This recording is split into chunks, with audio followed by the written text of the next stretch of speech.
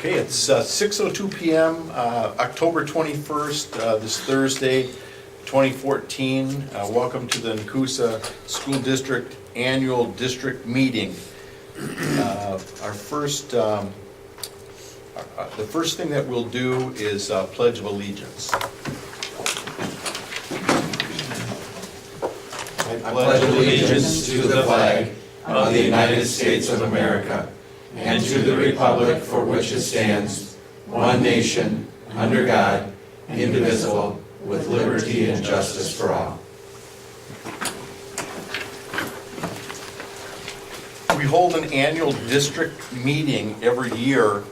It's a statutory requirement by the state of Wisconsin.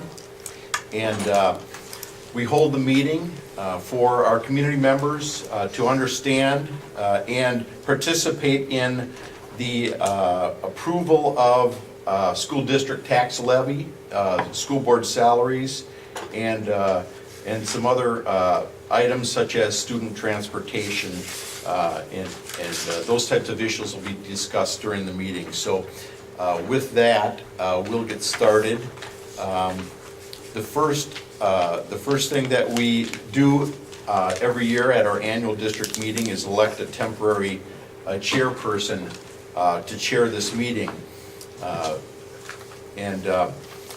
would ask at this time for a nomination for someone to chair the meeting. Are there any nominations? I would like to nominate Mr. Rick Anton. Okay, we have a first nomination for Mr. Rick Anton. Do I hear a second? I'll second it. Okay, we have a motion and a second for Mr. Rick Anton to chair the meeting.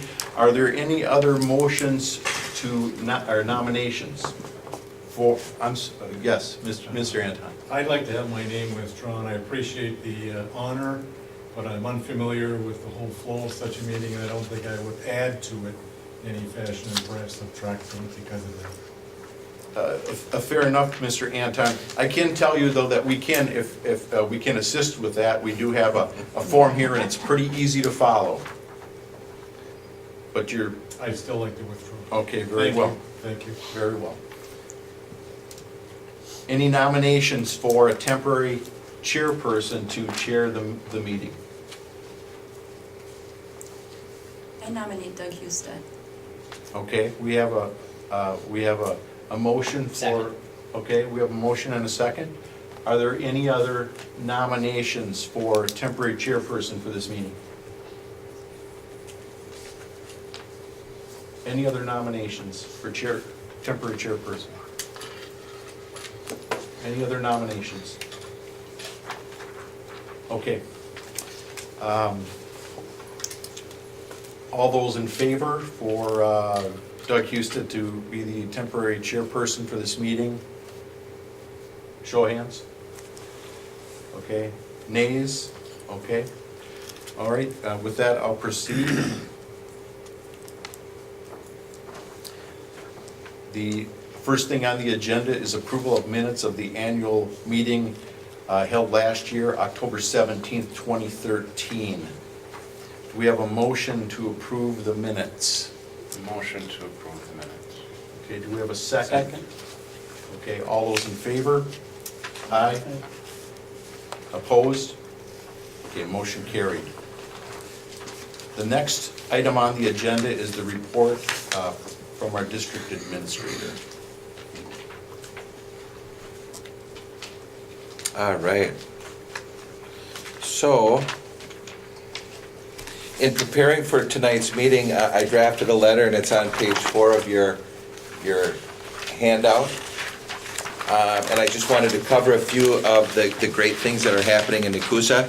Certainly, as we've been talking about as a board, and as hopefully the community knows, the state is working with districts across the state on a new educator effectiveness initiative. So the districts right in the middle of that, and you're going to hear a little bit more about that at tonight's regular meeting, but we've been working hard with district staff and the state and our CISA at bringing about educator effectiveness. We've been working hard really with Common Core and the state expectations around Common Core and rolling that out at each of our schools. in language arts and math. This year, for the first time, the state is moving away from the all-inclusive WKCE that we've used in the past. We continue to use it in social studies and science. But we're now several years into PALS, which is a phonemic awareness literacy screening. We'll continue to do the WKCE at 4, 8, and 10. And this year, we're going to be doing the Smarter Balance, although I've heard that the name may be changing on that. So some of you may have heard that, but there is going to be a Smarter Balance assessment related to the Common Core. And then at 9 and 10, grades 9 and 10, we'll be doing the ACT Aspire. We already have had our ninth graders take the spring, or the fall assessment of that. And certainly we've worked through the bugs and snags related to that, but they'll be taking it again in the spring along with the 10th grade. ACT grade 11, and then ACT work keys. So lots of assessment things happening in the district this year related to the new state assessment guidelines. Also, we continue to work on our district strategic plan. Our thought this year is to be really digging in and reflecting on that and taking a look at those objectives that we've completed, and then hopefully give that a new face look during the school year. And then also I wanted to bring attention, we've started a new STEM charter school, and that is, they've taken off, and certainly they're having lots of conversations there at the charter school. We do have our first student from outside the district that just joined here, I think, about 2 weeks ago, wasn't it? Mm-hmm. Yeah. So that's exciting, and they are, I think, really gelling with the kids. Certainly there's been a lot of positives, and certainly they've had to, reflect on some of the challenges that come with opening a new school as well. So with that, we've got great things happening in the district, and along with those great things, certainly there's challenges that we're continuing to work through, but we're looking forward to a great school year. Thank you, Mr. Whitmore, appreciate that. The next item on the annual meeting agenda is Treasurer's Report and Presentation and Hearing of the 2014-15 budget, and that presentation will be made by our business manager, Lynn Knight. Could you get the lights for me, please? Okay, I'm going to start out with the Treasurer's Report for 13-14, June 30th, 2014. I put it up on screen, and I know I'm going to be in the way wherever I stand. So the screen shows 12-13 fiscal year activity. We were in the black by $106,622. The revised budget for 13-14, we were projecting a deficit of $43,183. But as you can see, in 13-14, we had a pretty good year. We were in the black by $358,660. But as I have told the board over and over again, we are still not out of the woods. We are still short-term borrowing to the tune of $1.9 million. So even though this is great news, I still want more. So until we're done short-term borrowing, this will always be, it'll be good news. We're getting better, but we're still short-term borrowing. This is the general fund, Fund 10. And if I scroll down, we also present Fund 27. Oops. Boy, I'm not used to a Mac. By law, Don't worry, they don't burn. By law, Fund 27, the Special Education Fund, has to be balanced. And as you can see, for the 12-13 fiscal year activity, it was balanced. The revised budget was balanced for 13-14, and the fiscal year activity was balanced as well. There's always a transfer coming in from Fund 10, the general fund, to help out with Fund 27. There was a law that passed that now in our financial statements that are usually presented in January, it shows Fund 10 and 27 as combined, which should be combined. A couple years or a few years back, they actually separated those two funds, and they showed Fund 27 and Fund 10 separately, and there's really no reason for that whatsoever. They should be combined because we are helping each other out at all times. So, any questions on the Treasurer's Report? If not, I'm going to move on to the budget. Okay.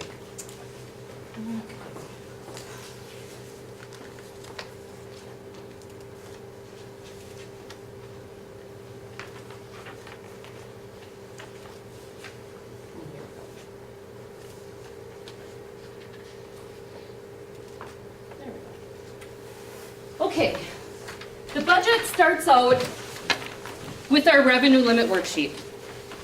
If you've been to budget presentations in the past, I always show the budget, the revenue limit worksheet. It's also in your annual packet on page 13. This revenue limit worksheet actually tells us how much revenue a district can raise in property taxes and state aid. So if that's the amount we can raise, it also says how much we can spend. So this is a very complicated worksheet. There are a bunch of variables that go into this, but this is the beginning point. The last piece of information that we receive to plug in all the numbers is received on October 15th, and that's the state aid figure. So our school year starts on July 1st. We don't receive the last piece of information until October 15th. That's 2.5 months into the school year, and we still don't know how much money we're going to get. So that's a frustrating part of my job, and also the board's job, is because we don't know on July 1 how much money we're going to receive in property taxes and state aid. Therefore, we don't even know how much we're going to spend. So it's a big guessing game until October 15th. There are three main factors in our revenue limit worksheet. There's full-time equivalencies, equalized or property values, those terms are used interchangeably, and also state aid. So what happened to those three variables this year? FTEs, full-time equivalencies. In 13-14, we had 1,266. 14-15, we have 1,252, which is a decrease of 14. I want to talk about that specific category in the annual meeting, or in the regular board meeting, when I talk about enrollment. So I'm just going to put that on hold for right now. The equalized value, we went from 926,721,476 to 941,055,996. That's an increase of over $14 million. The last increase in our property value was in 2005-06. So this was a huge plus in our little district. The state aid, we increased by $604,392. The last increase we had in state aid was 2006-07. So we were doing very, very well. These are the percentages. Our state aid increased 19%. Our total proposed levy, it's a decrease of 0.24%. And the corresponding mill rate, a decrease of 1.7%.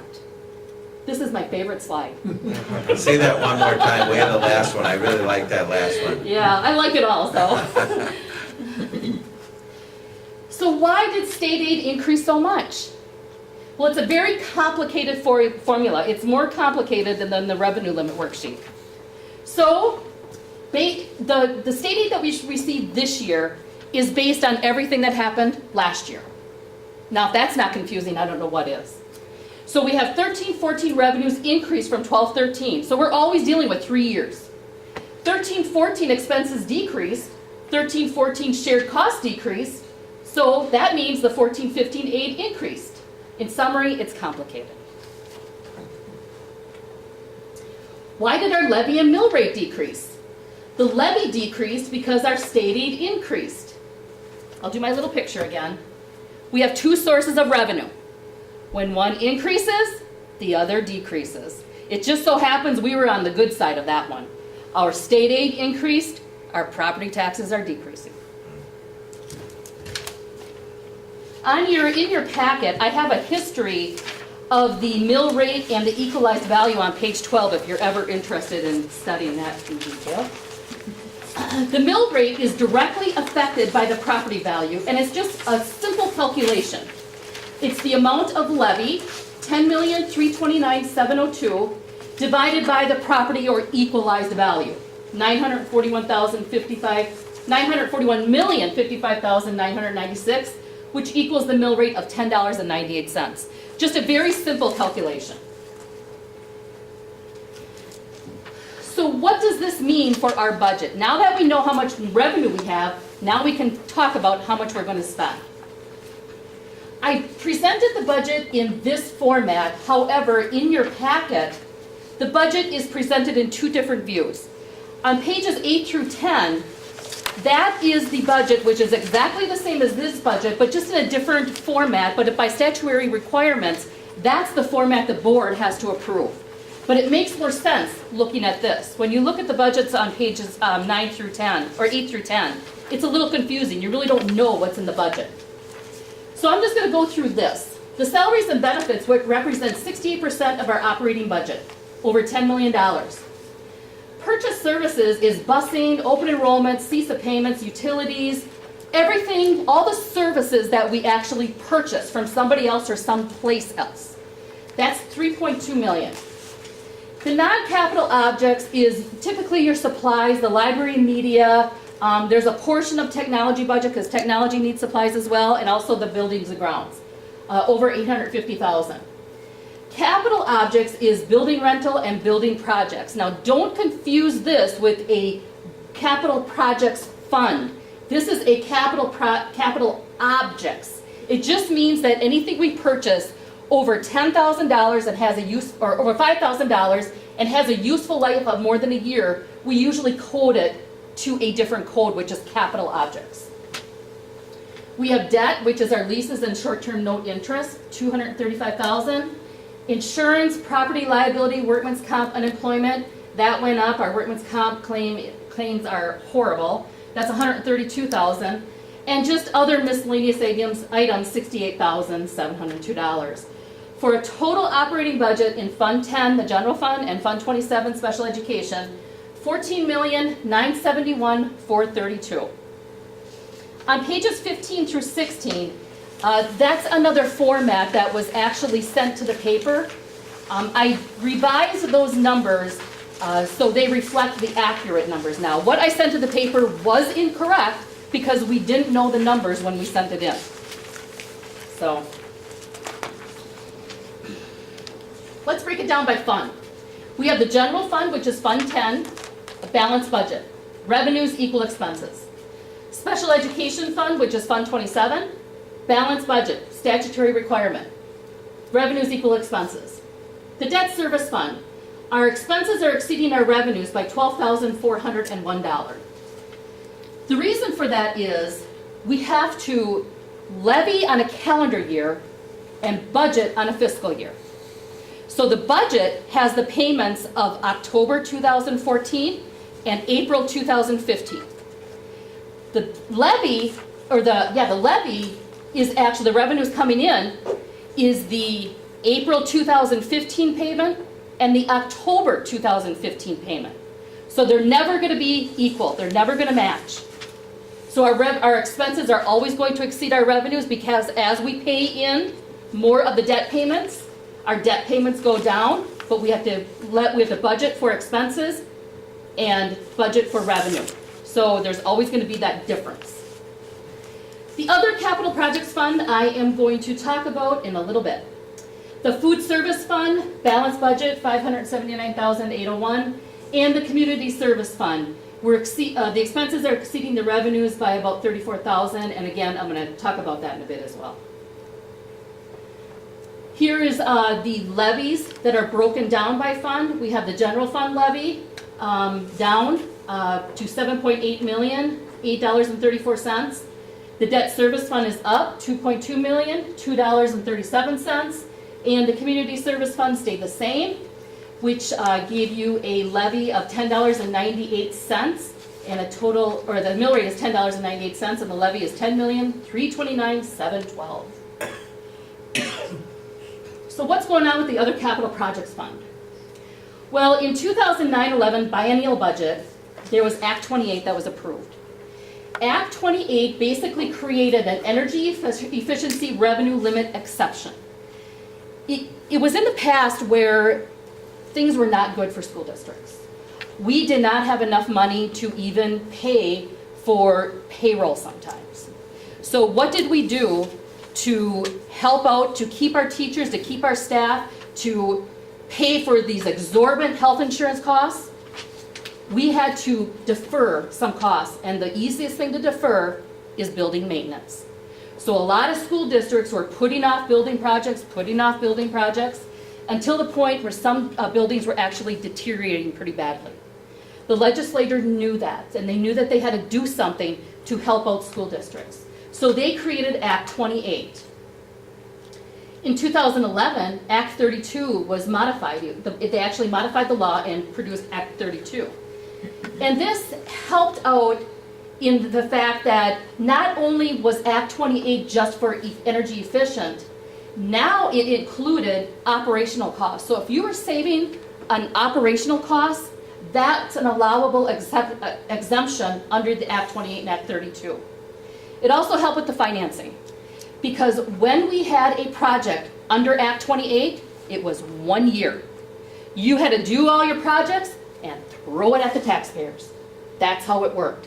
So it could be where your mill rate or your levy went from here to here just because you had to put a building roof on. So we wanted to even that out. The legislator wanted to even that out a little bit. So what they said is you can have your projects, you can borrow for those projects, and the debt payments can be put on the tax levy. So instead of going like this, you are now like this, just a very gradual decrease. And it also told school districts that we had to hire a performance contractor. And that meant that the performance contractor would actually take care of all these building projects and make sure you have energy efficiency or you had low operational costs. So they're going to keep you on the up and up. Lynn, Yes.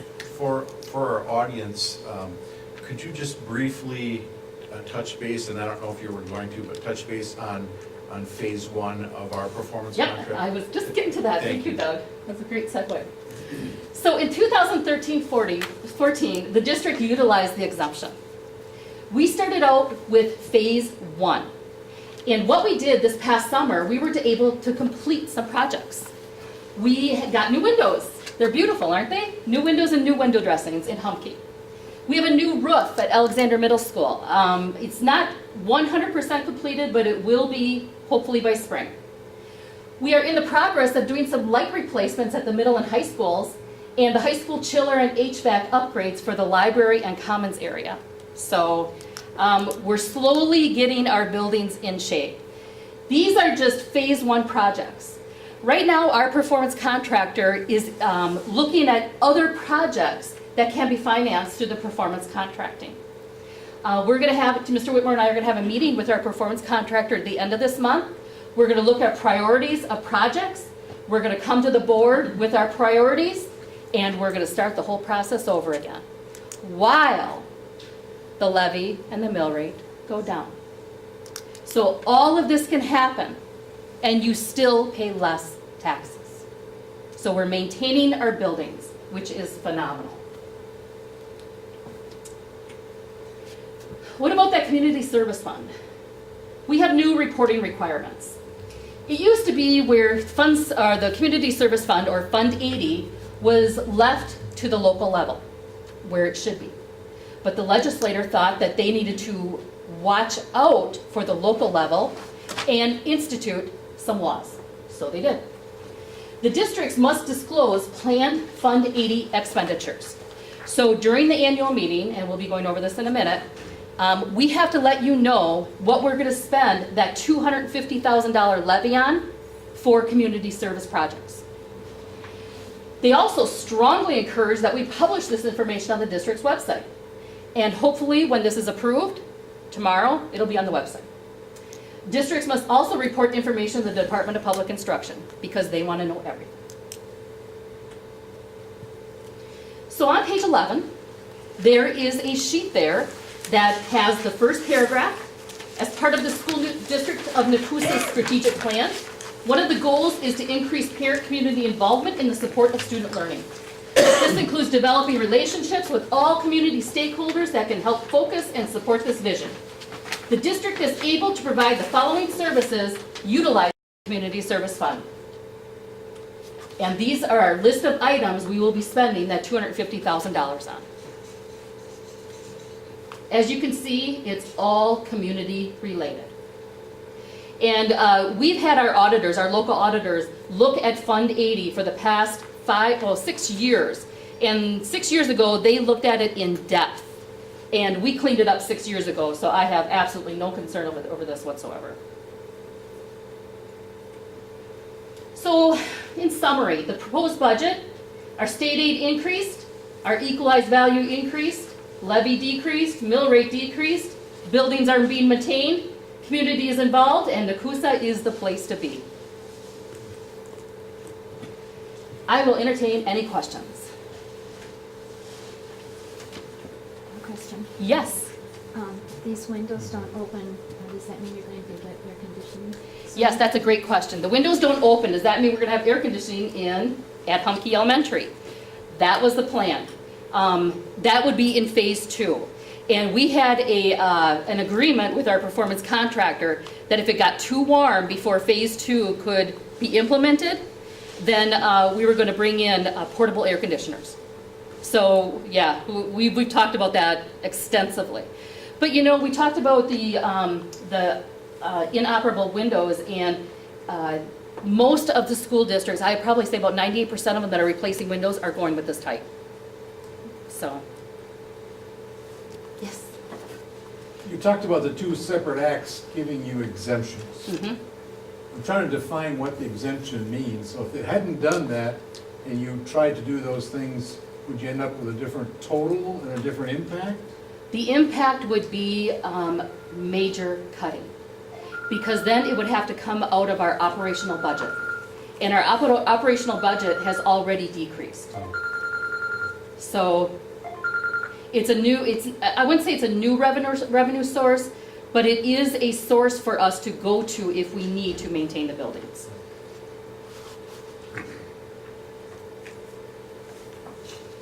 It is complicated. Very. A good question. Any other questions for Lynn concerning the budget or the tax levy? Okay, if not, then Thank you. Thank you, Lynn. I'll look for a motion to accept the treasurer's report and budget as presented. Do I have a motion? I'll second it. Okay, we have a motion. Do we have a second? Second. We have a second. Okay, all those in favor, say aye. Aye. Opposed? Okay, motion carried, thank you. The second thing is thank you, sir. I'm looking for a motion to levy the amount assessed against all taxable property of the school district of Nekoosa to pay the expenses of the school district for the 2014-15 school year, and that said amount be placed in the general fund, the debt service funds, and community service funds as budgeted in the presentation. So I'm looking for a motion and a second. So moved. Okay, we have a motion. Second. We have a second. All those in favor, say aye. Aye. Opposed? Motion carried, thank you. The next item on our annual agenda is to establish school board salaries for the 2014-15 school year. Current school board salary is set at $200 per month. So I'm looking for a motion that addresses school board salaries. I'd like a motion that we maintain our salary at 200. Okay, we have a motion to maintain the school board salaries monthly at $200. We have a motion, I'm looking for a second. Second. Okay, we have a motion and then a second. All those in favor? Oh, I'm sorry. Question, yes, sir. How long has it been at $200? 7 years. 7 years, thank you. What is it entitled? What does the school board do for that $200 a month? And I assume that's per person, right? Yes, it's $200 monthly per school board member, and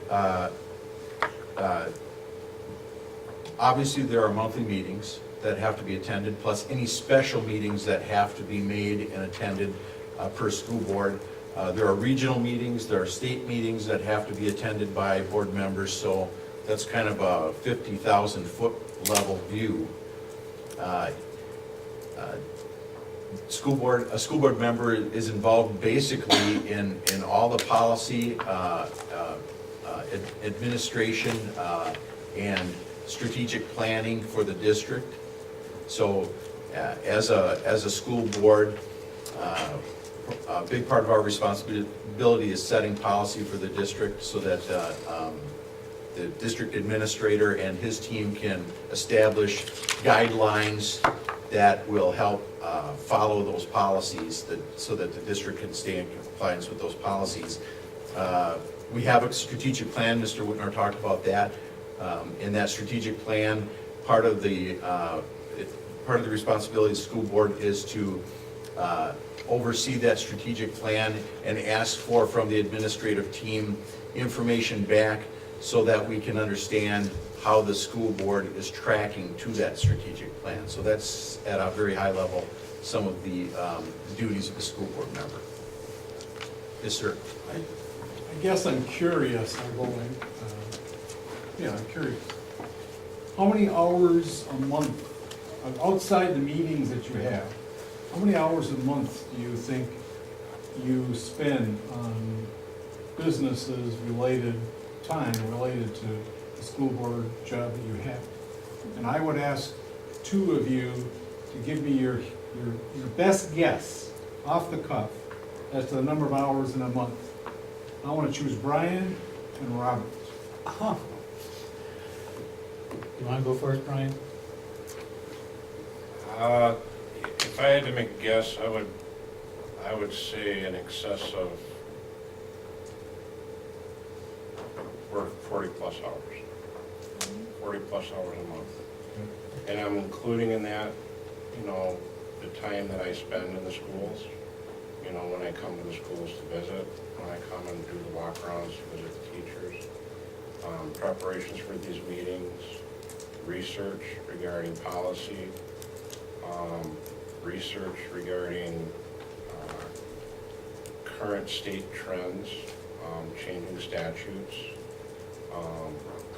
Certainly I refer to I get a lot of information from Terry and Ron, and they point me in directions where I can, gain further knowledge in order to make the best decisions that we can here on the board level.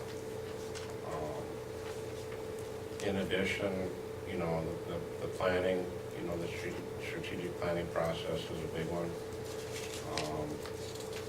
And that's an ongoing thing, and that's, takes place here in the meeting and outside of the meeting. Off the cuff, that's what I can do. Off the cuff, I'm between 25, 28. Most of my time is, like Brian, we research quite a few things when we get them presented to us, and when we get our board pack, we go through it.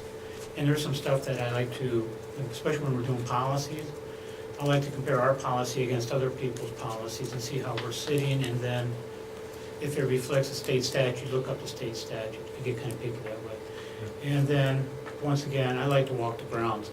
I'm a B&G man. I like building grounds. I'll walk the fields and see what's out there. My dog enjoys walking with me. And we'll look at the baseball fields, softball fields. We're all over the place. I don't get much time to go in during the school day because my other full-time job gets in the way, but I like the policies of B&Gs. And if people stop me, then yes, I'm going to stop. I'm going to talk. I'm going to listen and bring back, once I figure out what they're trying to say and how it fits into what we're doing. Okay. So it's somewhere in there. Thank you. My sense is, and If I could add just one last thing, kind of based on something, basically act as an ambassador of the district as well. Go out there in the meetings that we represent. We represent the Nekoosa School District in the face, and, that's a big part of our jobs, is to be the ambassadors for this.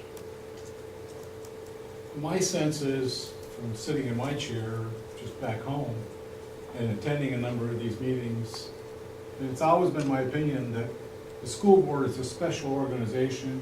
When you run for it, you're not running for it to make $200 a month. You're running for it because you believe that something can be done to constantly improve the school system. And I have a lot of respect for people who do that. I think it takes a lot of time, both meetings and outside meetings.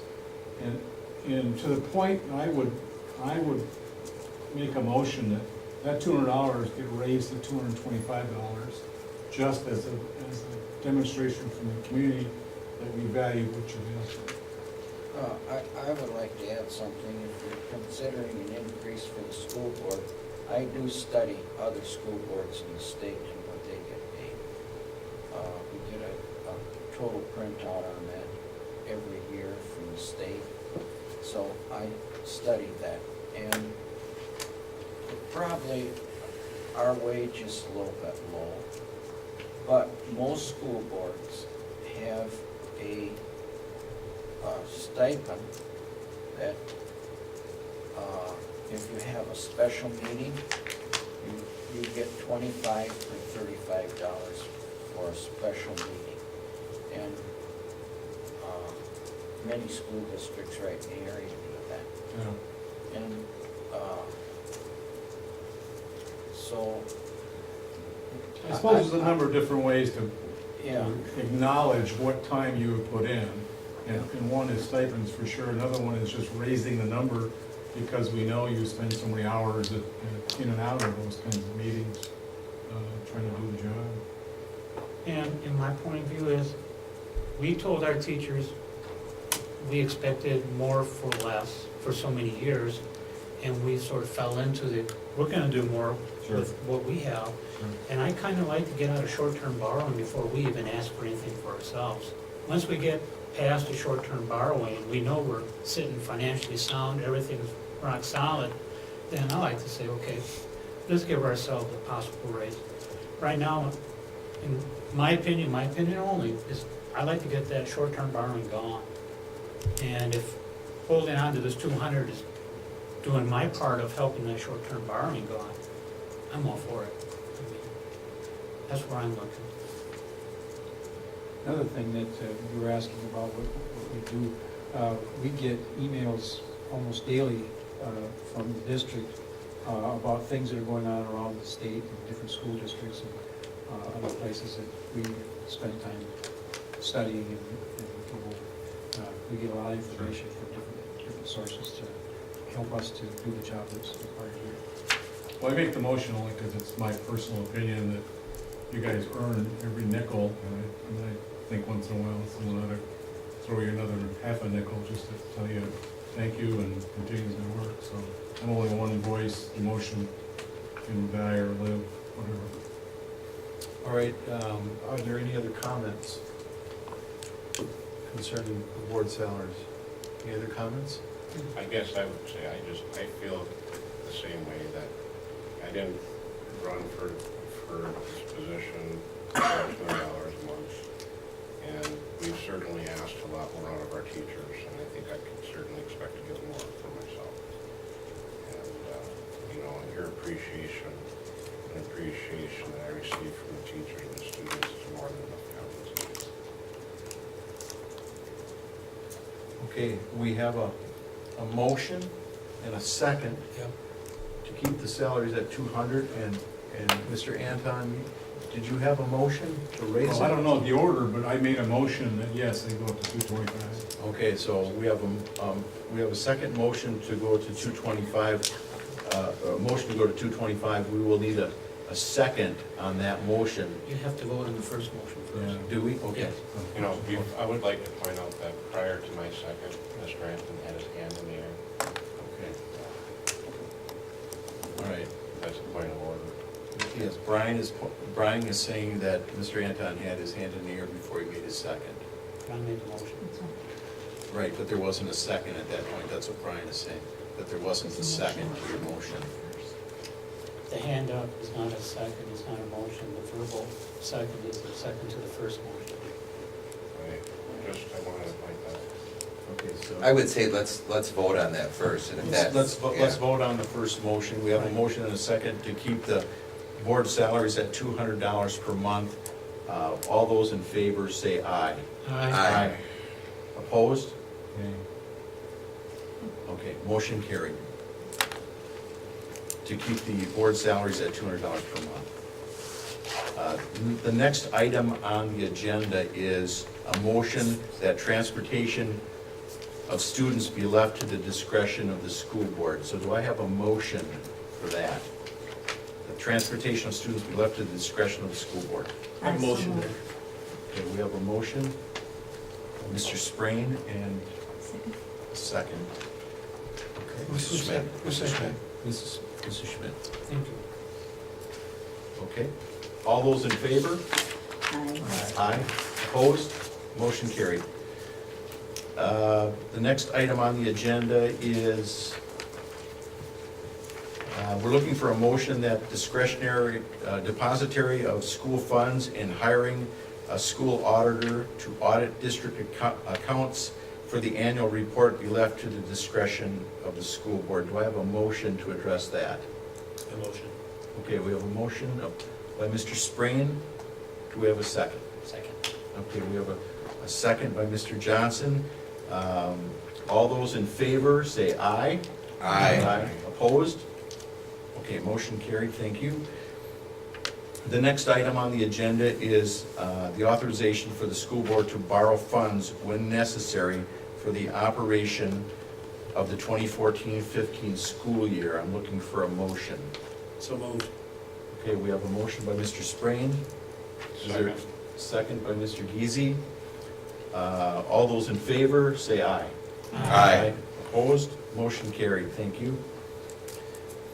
The next item on the agenda is to authorize the sale of tangible school district property to the discretion of the school board. I'm looking for a motion and a second. Okay. We have a motion by Mr. Johnson and a second by Mr. Sprain. All those in favor, say aye. Aye. Opposed? Motion carried, thank you. The next item is to set the date for the 2015 annual meeting for the district, and the motion that we're looking for is for that to be left to the discretion of the school board to set the date for the annual meeting. I'm looking for a motion in this house. Okay, Mr. Freeman? Second. And Mr. Johnson. Mr. Johnson, the second? I can, sure. Thank you. All those in favor, say aye. Aye. Opposed? Motion carried. The next item on the agenda is any new business. Is there any new business that needs to be addressed at this time? Any new business? I move to adjourn. Thank you. I have a motion to adjourn. Is there a second? I'll second. Okay, and then all those in favor? Say Aye. Okay, motion carried, and our annual district meeting is adjourned. And do you have the time, Mr. Clerk?